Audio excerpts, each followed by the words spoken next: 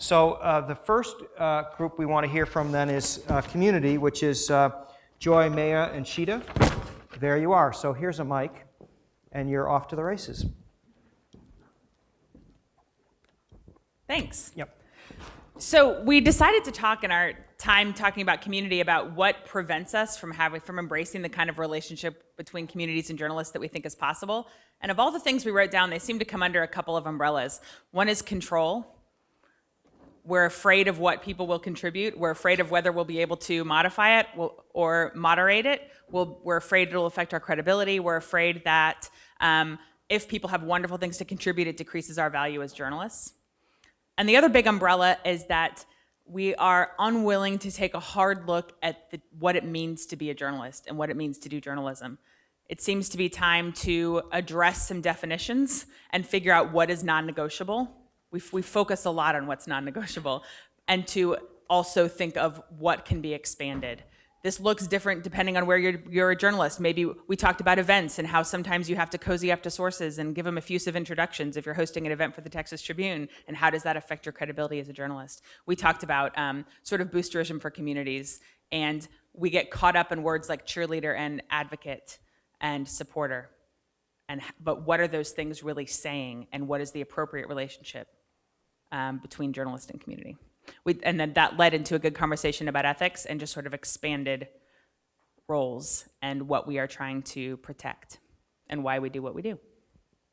And kind of building off of that, we discussed in talking about our next steps, building off of last night's conversation about, what is journalism? What is the purpose of journalism? Kind of understanding that definition before we get too far down the road with community engagement, because there seems some fuzzy lines there. So some of the next steps ideas that we talked about included, is there a way for us to expand our discussion about the ethical boundaries of the engagement with our sources, with the community being the cheerleaders, Joy just mentioned. And then also, we discussed, we talked about what are the different ways that each of the different media institutions in the room are actually engaging in the process right now. So someone mentioned, we talk through tweets, we hold town halls, we have community forums.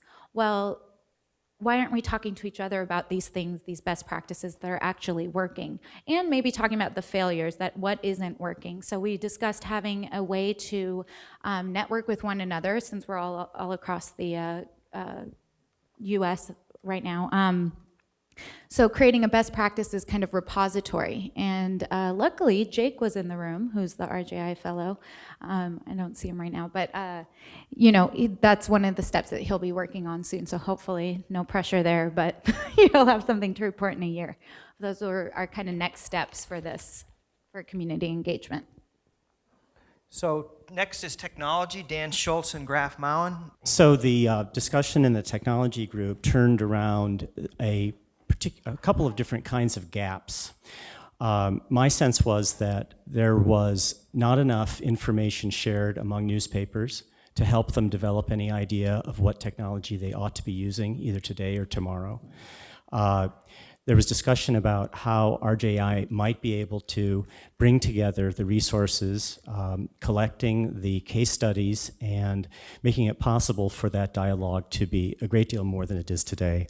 We talked about the fact that there are, at most newspapers, tremendous legacy technology challenges. In some cases, the old system isn't something that you can even search easily. So there is a gap there. We're not sure how that would be dealt with.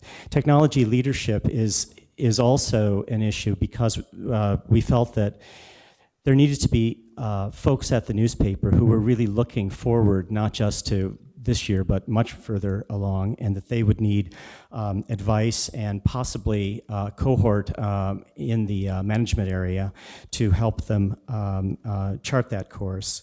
The business case for technology is not clear and could be much clearer. And we concluded with some discussion about how open source can be a tremendous way of bringing the technology resources that you have at a newspaper into a sharing relationship with other newspaper programmers without much effort. And finally, that we should get over our fear of technology, and that the students should come in to this process of being a journalist with a great deal more knowledge about what the capabilities and challenges are in writing code. Just to add on a little bit, we on the open source side of things, we brought up a resource that everyone here should know about called Source. It's source.mozillaopennews.org, which is a community of journalists, developers working in open source space. And we also talked a lot about that, we did spend a lot of time talking about the student side of things.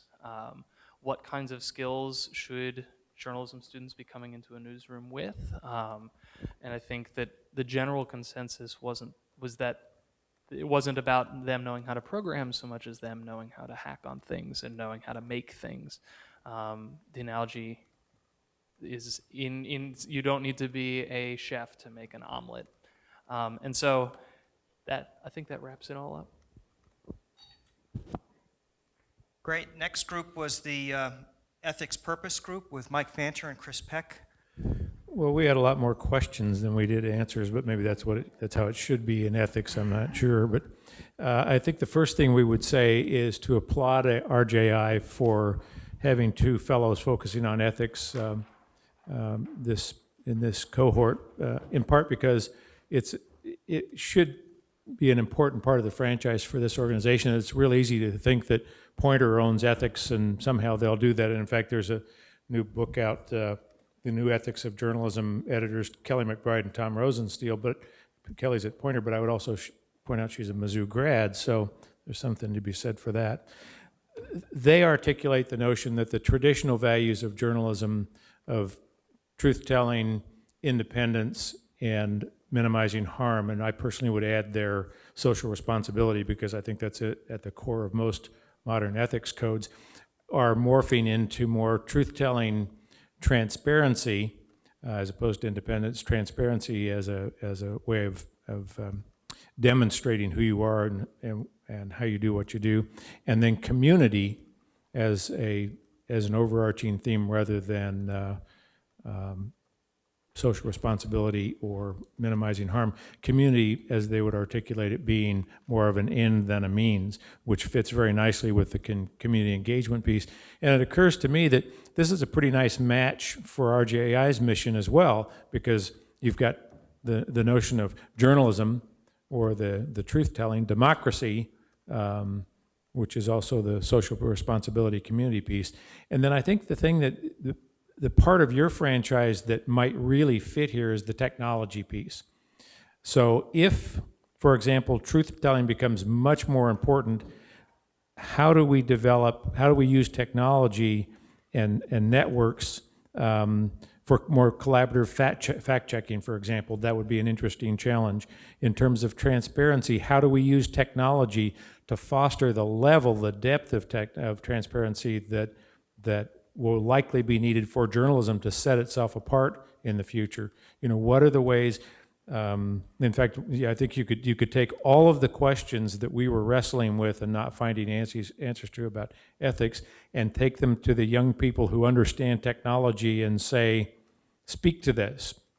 What is it that we can't see that could help us respond to these ethical needs? So I think that nexus of journalism, democracy, and technology, it might be the technology piece that really drives the ethics, but I think more than anything else, it's the notion that Mizzou ought to continue to feel that ethics are such a core of its franchise, and RJI ought to think that ethics ought to be at the heart of its mission as well.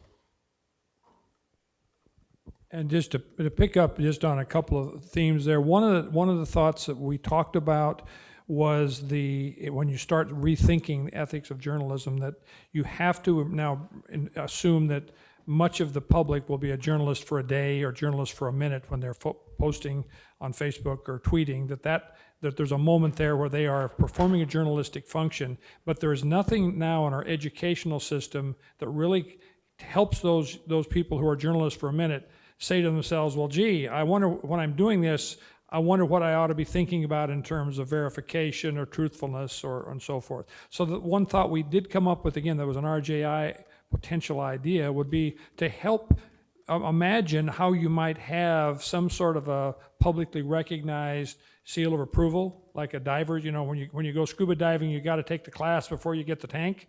Well, maybe the same thing would be before you tweet and post. You got to get this. Something has to happen, so you're at least marginally thinking about, before I get in the water, maybe I better have the class. And then we said, well, if that's too much, if there's going to be resistance, maybe that has to go back into the educational realm. And maybe there's something that RGI could do in terms of helping both our public education system figure out how do you integrate this into your curriculum, so that somewhere in the course of your education you've thought, well, gee, I ought to think a little bit about verification, or I ought to think a little bit about truthfulness before I get into social media, and that those were two areas where RGI might be able to play an important role.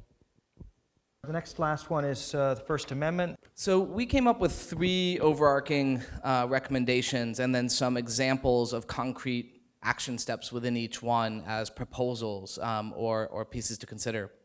The first was a call to more public and actionable thought leadership on the First Amendment for journalism schools. So there's a great study that AEJMC, the Association for Educators in Journalism and Mass Communications, put out, that was about the First Amendment in the 21st century, but it's very focused on the discipline, very internally focused. There's tons of amazing work in there, but we need to figure out how we make that public facing and what's the conversation we have around that. There's opportunities to create training modules for FOIA and First Amendment curriculum. For journalism schools, they're less focused on these issues. So we recognize that not all journalism schools have sort of a First Amendment curriculum embedded in the process that journalists go through as they're there. Creation of more First Amendment clinics between law schools and journalism schools that concretely help actually fight the fights that need fighting and help arm the nonprofit journalists and others who don't have the legal team that traditional newsrooms might. We have these sorts of clinics for urban law, for homelessness issues, for poverty, etc. We need them for journalism as well. There's a role for journalism schools to be pushing the industry to be more transparent in that it works in the public interest. We talked about how at one point in time in the past there was much more of a sense that publishers worked in the public interest and how, the role that the First Amendment played in that. We pointed to the ProPublica letter that they attached to their recent NSA Snowden story that talked about the public's right to know and the role of journalism in bringing the public the information that they have a right to know about. And how we need much more of that. The mission statements of nonprofit journalism organizations talk about this a lot, but in commercial publishing we see very little that talks about the critical sort of public interest role that journalism plays. So we need to be more transparent about that.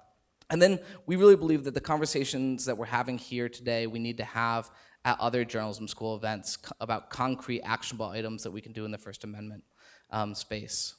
So number 2 was coordinating a new coalition for openness.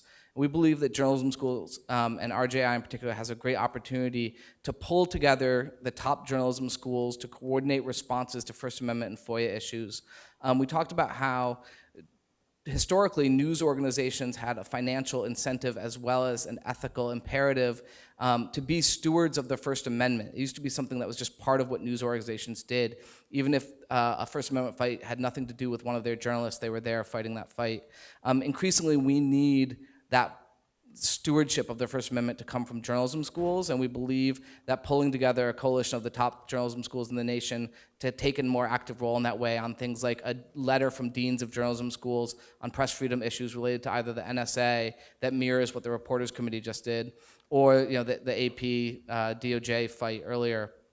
Getting engaged in the DC discussion, Barbara Cochran mentioned to me that the DOJ now is going to be meeting with top editors in Washington to talk about issues of press freedom and Justice Department investigations regularly, 2 times a year. We need journalism schools and leaders to be part of those discussions as well. And then pulling together advocates and organizations across the very broad and diverse sector of open government, FOIA, access to information, press freedom, into some coordinated group so that we have all these diverse groups that are moving in many different directions in support of these ideas. Journalism schools have an opportunity to convene those groups and help coordinate more targeted advocacy, to show our broad and deep strength, to policymakers and others, and to build capacity for groups like Ken's and other FOIA groups at the state level. And then number 3 was collaborate on a new public awareness campaign. And we talked about traditional public awareness campaigns that the Newspaper Association for America and others did that were really focused on the value of print and the need to subscribe and to pay for print. And we were talking about something that would be much more rooted in the democratic ideals of the press and working in the public interest.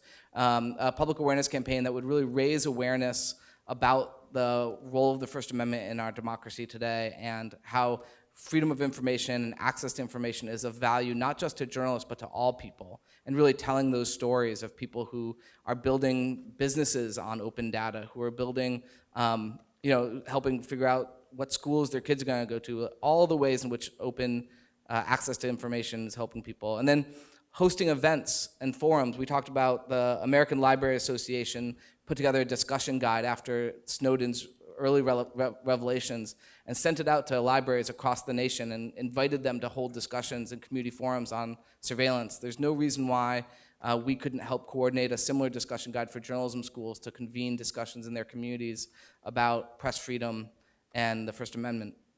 And then finally, we believe that there is a need for a major public awareness campaign type materials like message development, PSAs, and more eventually down the line. So those were the 3 recommendations we had, and I will say as we think about this, it's easy to ask how are we going to get all of this done? And I just want to say from my part, I'm volunteering to dedicate staff time to helping move forward on these recommendations with anyone who's interested to do it. Ken, do you want to add anything? I think you covered it very well. The only thing I would add is that all of these things, all 3 of the points sort of push home the notion that public awareness about the importance of the First Amendment, public awareness about the importance of access to information is important as a tool of journalism, but it's also as important as a tool of citizenship. And we think that that notion ought to be pushed forward.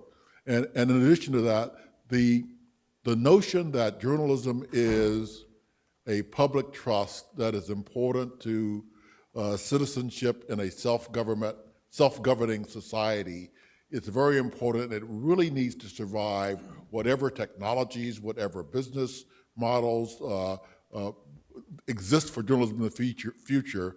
That notion of journalism as a public trust needs to survive it. So our last breakout group was on business models. I'll just start by saying we had discussed a number of ideas, the merits of crowdfunding and good examples of that. We also talked a little bit about different takes on a membership model, and then stepped forward Michael, and he's going to blow your mind. Gosh, I'm like the last guy before the Yahoo guy comes up, and it's crazy.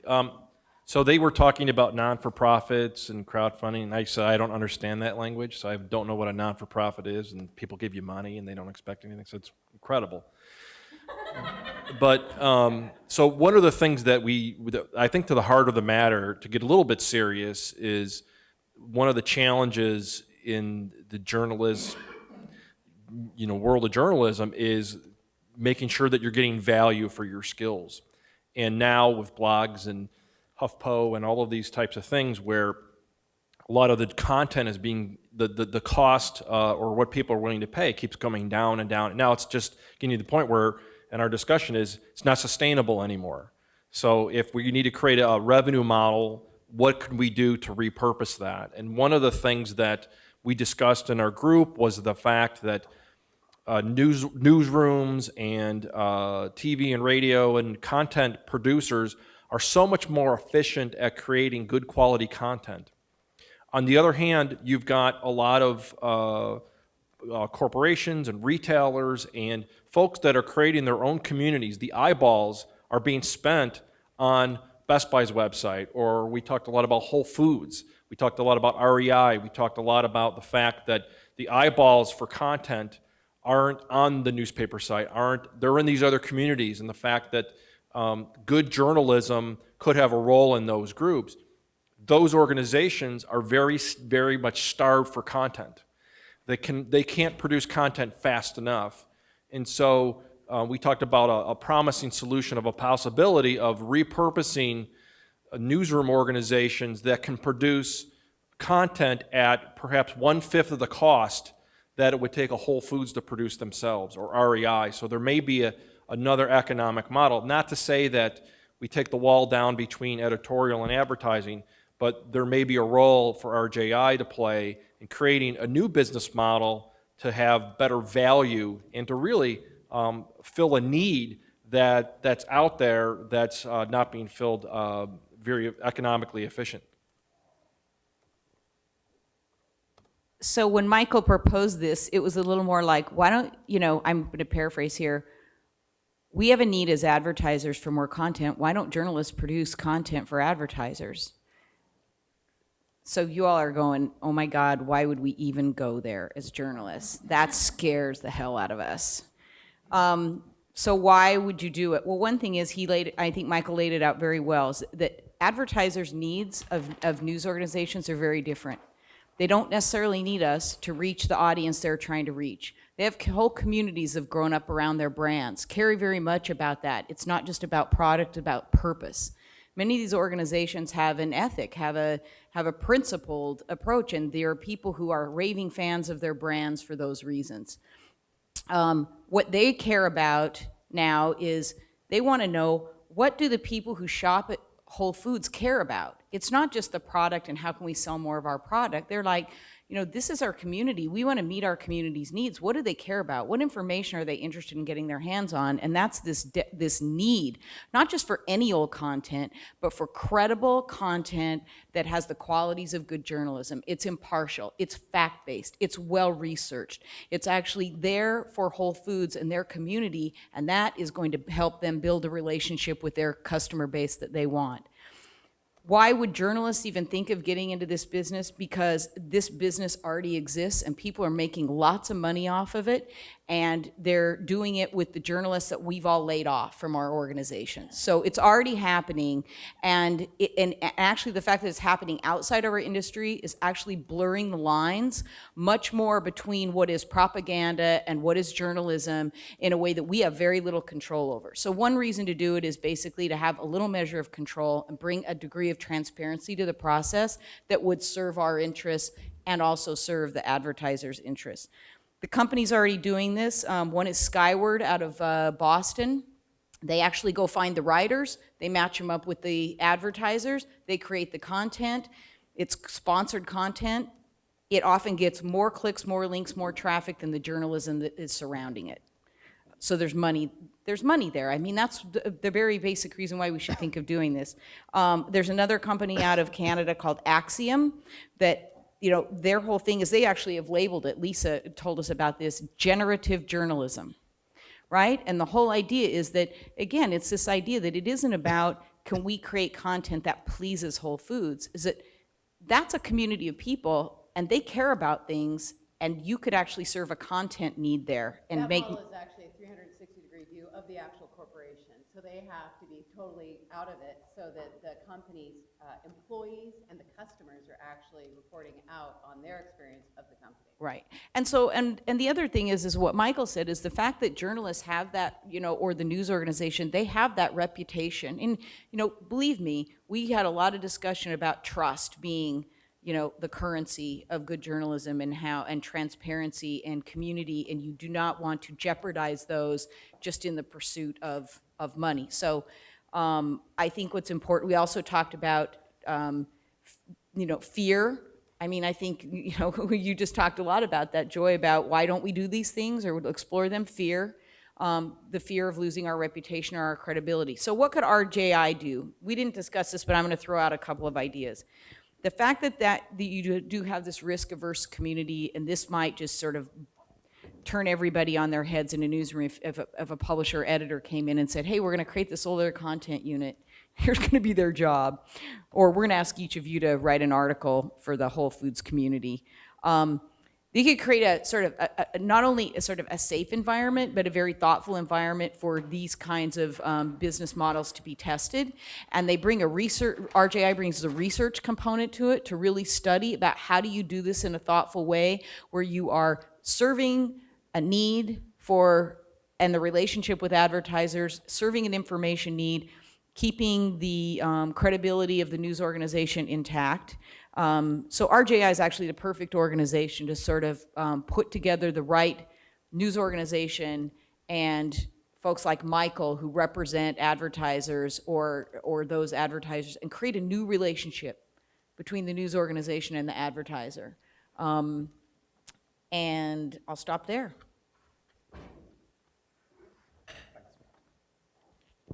Set? That's it. Okay, so we're running a few minutes late, and Rob, are you in the room yet? Rob Barrett? Okay, good. So if we can take just a couple minutes of your time, I just wanted to ask if anybody has some observations on what you've just heard, and any suggestions for where we should take it from here. What are next steps?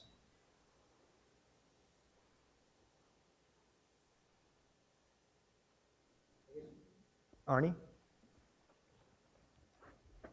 One observation would be that some of this stuff is happening at other places, so before these things start from ground zero, there should be a little bit of research done to figure out that, hey, this news organization or this university is already doing this. It could be done better, obviously, but some of these things are being done, so you just need to be aware of that. Okay. Anybody else? Yes, Mike. I'm just recalling a conversation former fellows had here a couple years back, and we were dealing with the question of when will networks become more powerful, more important, more influential than institutions in our society, given the world we live in. And I think RJI, maybe one of the things that struck me about a lot of these is the network aspect of them. And so maybe just to encourage RJI to think of itself as a network, not just an institution. Any last observation before? Oh, great. This also comes out of some of the prior fellowship discussions and hasn't really been raised today, but it's the idea of taxonomy. It's the idea of different types of journalism and different types of brands or support for those types of journalism. And that includes the customer, which we really haven't talked about much, which Joy and Sheethel can appreciate. But they are often the drivers that journalism supports. And often when we hear folks talking about journalism, it's the preservation of journalism rather than perhaps the communities that again, journalism serves. So RJI is in a great position to look at the folks that journalism is helping, as well as to help those individuals understand the value of journalism.